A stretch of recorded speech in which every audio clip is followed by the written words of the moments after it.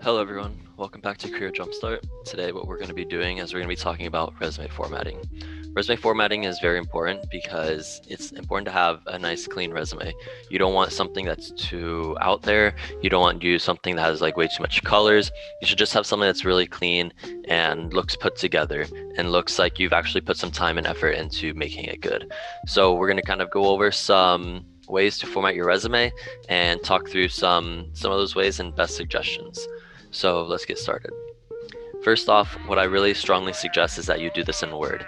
If you're advanced enough, you can do it in something like LaTeX as well. But for just generally anyone, always do Word. I do mine in Word, and it's been easy to use, and you can have a lot of control over it. If you use something like Google Docs, you have a lot less control over the formatting of your document than you do with something like Word.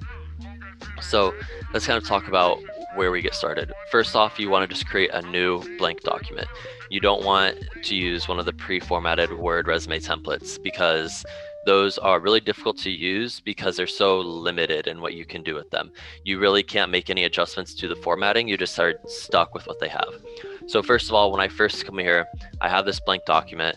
First things I want to do is hit Control A if you're on a Mac, Command A, and just select everything. And what I'm going to do is I'm going to first set all my spacing. I want my spacing to only be 1. I don't want to deal with any like double spacing, anything like that. If I press Enter, it's going to go directly underneath the cursor. There's going to be no spacing in between that. So I'm going to hit Control A, Command A, and immediately go over to the paragraph settings. Immediately turn my line spacing to 1.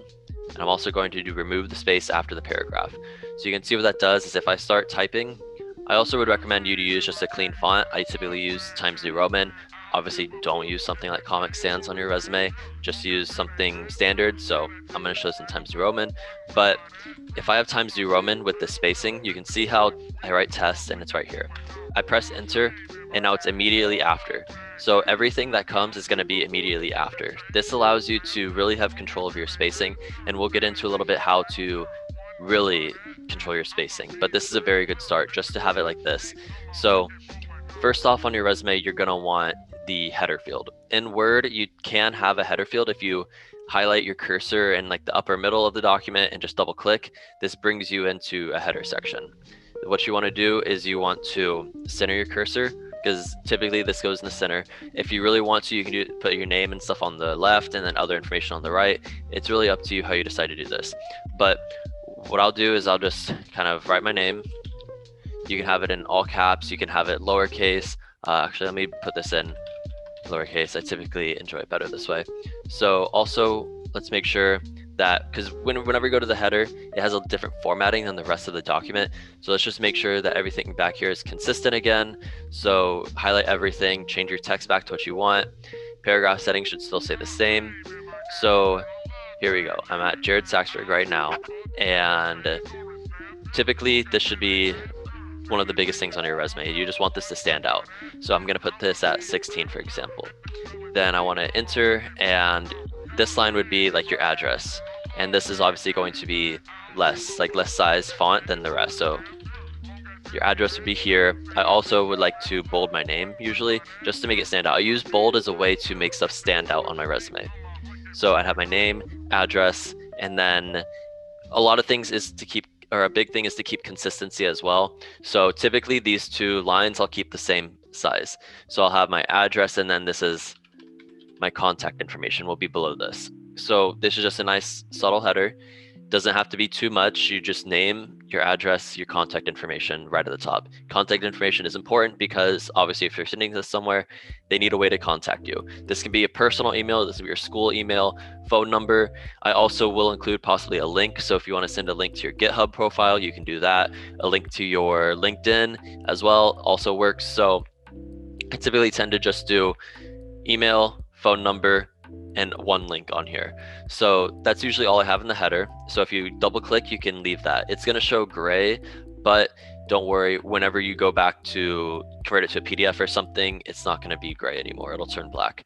One thing you should also do is, important thing is to try to adjust your margins. Right now, when you first start, you have 1-inch margins, and That's fine for normal papers you're writing, but on a resume, it's really important to manage your space effectively. So if you turn your margins down, it's going to help you be able to get a lot more content on your resume, and it's just going to look a little bit more standard. So first off, I'm going to change my margins to narrow, and then that's going to, you see the cursor comes over here now, and you can see even with the ruler on the top, before this would be here, and I'd like be starting my paragraph right here, like a tab over. So it allows me to get some extra space in. Likewise on the right, it does the same thing. So that's just a quick thing with margins. So then let's go and how we do our content. So you should always have your education section first. That's really important, especially when you're a student, because they want to see you're still in school. So I usually do this, and again, you should really keep consistent. So I try to do a decreasing font for every major header. So like education, this might be 14, and then the entry, so like my Indiana University entry would be 12, and then stuff below that would be 11. It's just a quick, easy way to just have stuff that's large for your headers, and then it just decreases for stuff that's not, that's like, you want your headers to be standing out from the rest of your resume, so make these big. So I would have my education. Some people would like to do lines. I love doing lines after this. So a easy way to do that is you hit the minus sign 3 times and you press enter, and that's going to put a line break in. This is really good because it helps to split up your sections. So then we want to write school, but also don't forget to decrease your font size. And again, like I said before, where I like to use bold to make things stand out, use bold a lot to make whatever I want stand out. So then I would have my education, and then even like this, my school I would have bolded, and then turn off the bold, and then do city, state, and that's going to be your entry. So this would be like Indiana University, Bloomington, Indiana. One thing that really people don't do, but they really need to learn how to do, is right aligning their dates properly. So to do that, you'll notice how right now on my cursor, you see that little thing to the right, that's correlating with this paragraph, with these paragraph options up here. So this means right now my text is right aligned. If I hover it to the middle, you're going to see that it changes down to the bottom. So if I was to double click here, I can now write something on this line and have it be in the middle, and it's not going to affect anything else on my line. So what I want to do is, with my graduation date, that should typically be on the right side. I want to make sure to hover over here until this cursor changes. So you can see how I hovered over here, and now that comes up showing this is left aligned now, or this is right aligned now. Double click over here, that's going to put my cursor on here, so I can then write my graduation without having to worry about it affecting anything else on the line. Some people, they try to do spaces and try to space all this out, and then what happens is their dates become inconsistently aligned on the side. So I always recommend learning how to do this so that you can make it look very consistent. Consistency, again, is key. Like your resume want it to be clean, and you want it to be consistent. So then here I'll write, like, again, remembering to decrease my font, my degree without being bolded. I also like to use italics, so it's good to just mix some stuff in here, but don't go too overboard with it. So I'll write my degree. Maybe if your degree has a concentration, you can write your concentration. And then if you have some minors, I'll also italicize those. So it just, like, you really want to make sure you're consistent. So anything, I use italics for like titles of something. So the title of my degree is italicized. The title of my minors are italicized. And then when I get down to my experience, I'll write the company that I worked for, like the location, all on one line. But then underneath that, when I put the title, I'm going to italicize that title because it's important, again, keep consistency. So I've done my school, my degree, concentration, and my minors. If you have any honors, those are really good to show. I like to bold this because then, again, it's really important. So you should show your honors and have them listed off. And then this, let's say I'm done with my education. I typically tend to put my GPA over here. You want it right aligned as well, right underneath your graduation year, because you want these things to be easy to see, because that's what recruiters look for. So I would write my cumulative. So my cumulative GPA would be like X.XX out of 4.0. You always want to give this scale as well, because some schools use different GPA scales. So it's important to put the scale that matches your GPA. So maybe you have like a 3.25. You want to put 3.25 out of 4.00. So then what do we do when we're done with this section? There's a lot of things you can do. What I like to do is to really control my spacing. You notice how like each line is going to be 11 points right now because that's what my font is. So I can either say, okay, I want this big spacing, so then I would put like my technical skills next, bolded to make sure it's keeping consistent, and my font size is going to be up again. So this would be my technical skills. Keeping consistency, I also want to put my line break. So if you want, like maybe you're really going to be nitpicky with the spacing on your resume, because you have this line here, you can now take this line and decrease the spacing of it. And that's going to allow you to really control how much spacing you want between your sections. I have about a 6-point space between my sections.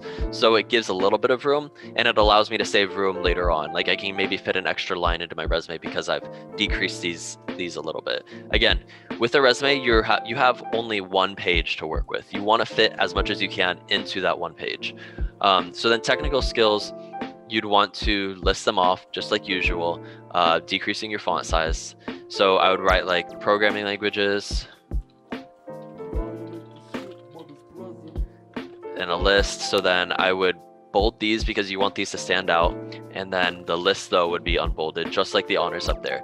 So you'd write a few of these, and then you would be done with your technical skills. Then again, remember, you can decrease this as much as you want. So I would go down to like 6, for example, enter another line, but increase it back again to 14 because I'm working on a new section. So then this is going to be my experience section.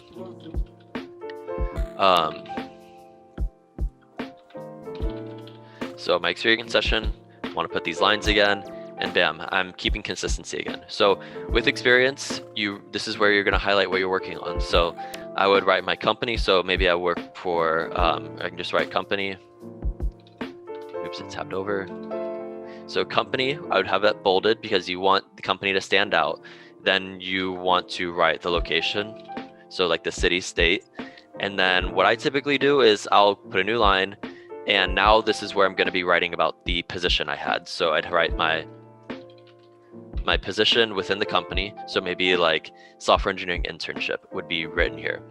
On this side, I would put my dates, again, making sure your dates are right aligned. You really want to keep this consistency. Everything you want it to be on the right. So maybe I'd write like May 2020 through July 2020.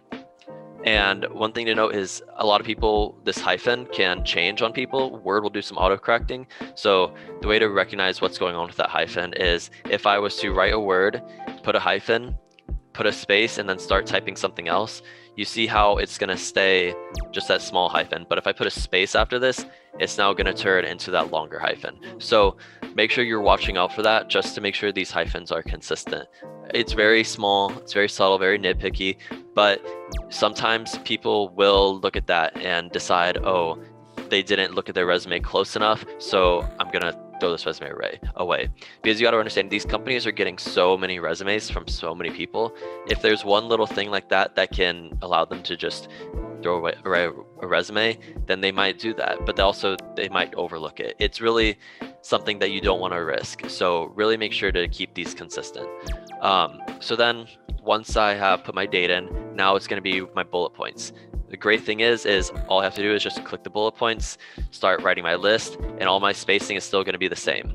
And then we're done with this entry. So then my next thing, I would be, again, making sure my font's all good. So these went back up to 12. So just make sure that staying consistent, drop these back down to 11. It seems really nitpicky to worry about the spacing like this and the font size, but it really allows you to fit more into your resume, especially when you start getting towards the bottom and you start getting to have too much content on here.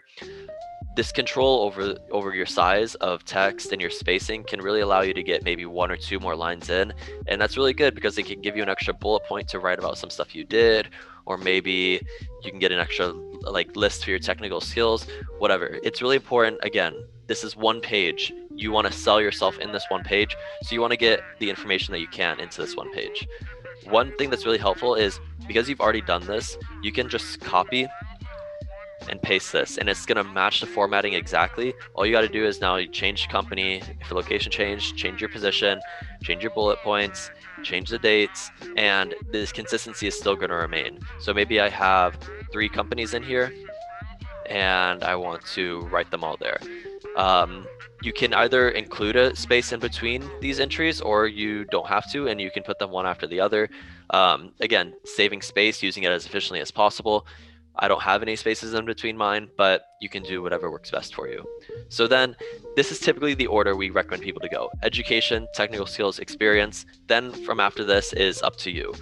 You can do projects, you can do, if you've done, like, you've written any papers that have been published, whatever you want can be after here. Again, just making sure that you are keeping the formatting consistent. So my header is going to be bold and 14 font. It's going to be all caps, and then after it, I'm going to put a line break, and then I'm going to start writing about my entries. And really after this, like I said, it's up to you what you want to include. So keep this in mind as you're creating your resume. Make sure, again, you're keeping your formatting consistent. You are being very meticulous in your hyphens, for example, just because you don't want to risk anything. This resume is extremely important, and it should reflect that in the effort that you put into it. Really, creating a resume from scratch should take you maybe an hour or 2 hours. Take that time to really try to make something good. The longest part of the resume is creating these bullet points. And if you look at the career search guide, we give you some good tips on how to create good bullet points. Make sure you're getting an action verb. So if there's something that's in the past, you want a verb that's in the past tense. So like dedicated or programmed, used, stuff like that.